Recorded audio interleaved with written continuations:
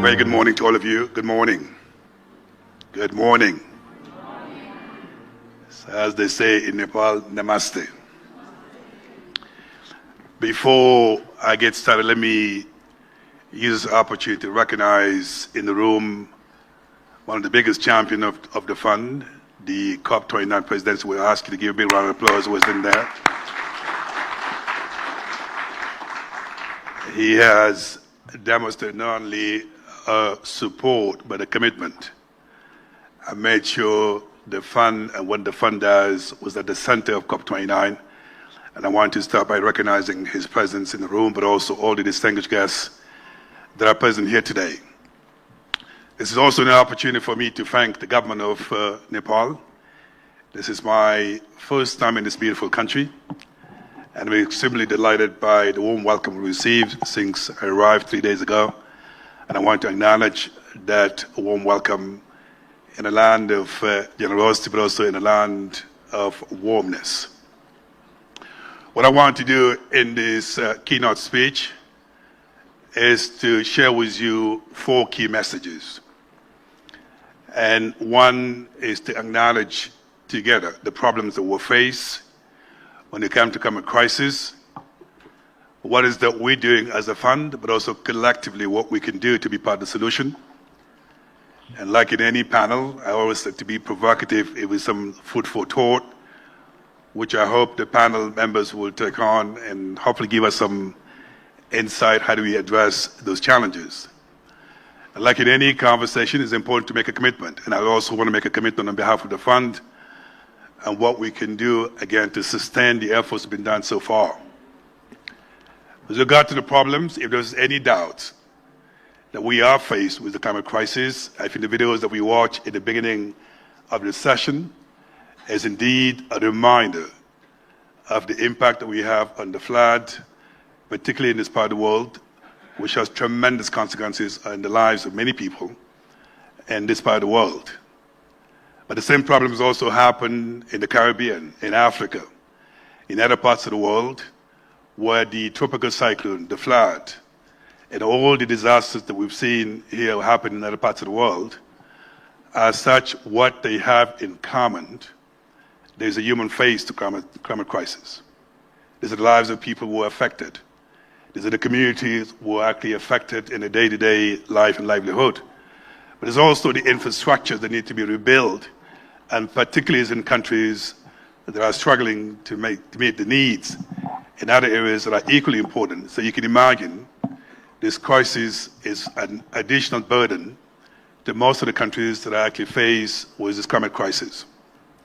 And that is why this kind of conversation, not only it's important, it is a conversation we should have for many, many years to come to make sure we can come up with sustainable solutions in addressing this climate crisis.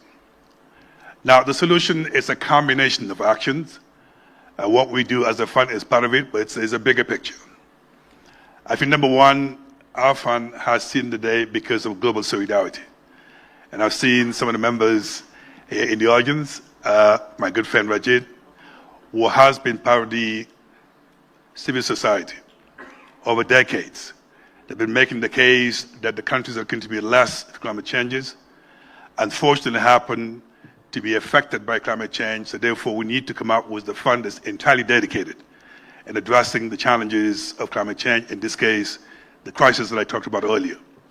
So the mere fact that that global solidarity has helped to operationalize the fund, to bring it to what it is today, it is a testament to what we can do when we come together as a community to be part of the solution. We can move mountains, and then we are in a country of mountains. Certainly that global solidarity is extremely critical. Now, that global solidarity got us to where we are today. We need to use that global solidarity to maintain the momentum of what made this fund actually a possibility, so that the communities, the governments that push so far to make this possible that we don't actually disappoint them, so we actually deliver on their behalf. I think the second part of the solution is how do we actually empower the government so they can be really on the forefront and making sure that we may provide the support, we may provide the funding, but ultimately for this solution to be actually sustainable, it's extremely critical that the government is actually at the forefront in assessing the demand, the needs. So what we bring in add value to what the government wants to do as opposed to the other way around. In my view, and I believe this is extremely important, not only for climate crisis, but it's important that we actually empower the government to be on the forefront in assessing the needs so we can bring in our support. I think the third area equally important, and that is that it's not just the government. There's a civil society. There is the indigenous communities who are affected by loss and damage. It is extremely critical in our intervention, in my view, and make sure we can be inclusive and transparent in reaching out to those communities so that all of us combined will actually play our part so we can address losses and damage, as I say, because of the human face and what it affects many communities. Now, on our side, as a fund, we're also doing our part. And that is to say, out of the funding that's already been mobilized, what can we do to begin to at least initiate some early intervention so we can begin to actually make the fund relevant to the number of countries that expect so much from us. And that is why at our last board meeting in Barbados, our board has decided to launch an initiative of $250 million out of the funding that's been mobilized so far, which we call the Barbados Implementation Modalities. And that is our way of saying it is important. We began to actually intervene, learn the lessons, provide the necessary corrections so that as we mobilize more resources, we can be actually more effective. Now, in that Barbados initiative, one of the things that's extremely important, and it's not just launching an initiative, what are the access modalities we're going to put in place, respond to the demand, the expectation of the countries, so that we can provide funding where actually needed, as opposed to announcing millions of dollars that are not accessible to those who need them the most. And that is why, as we speak, my office is working on the modalities, working with the different stakeholders, and making sure that when we're ready to make a call for proposal, we actually provide the fund that's actually accessible to those who need them. Equally important, and that is, as the moderator has stated earlier, $763 million is way below the demand in addressing loss and damage in the most vulnerable countries. It's in the billions.